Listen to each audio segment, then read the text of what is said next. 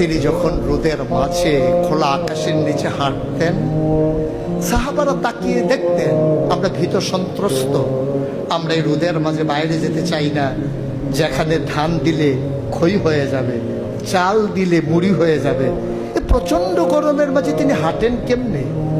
অবাক বিশ্বে উপরের দিকে তাকিয়ে দেখতেন নবী হেঁটে যায়, আর নবীর মাথার উপরে একটা মেঘের টুকরা ছায়া হয়ে হয়ে পাশে পাশে যায়।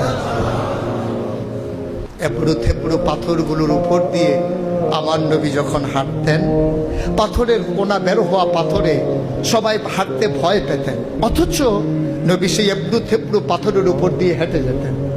তারা চিন্তা করতেন নবীর কদমের নিচে এই শক্ত পাথর পড়লে উনি কি ব্যথা পান না? পরীক্ষা করার জন্যে পেছনে পেছনে অনেকেই দৌড়াতেন।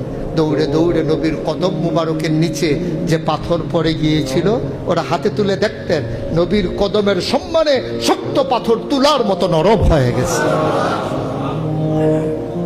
এ নবী আমার নবী, এ নবী আপনার নবী, এ নবী আমাদের নবী।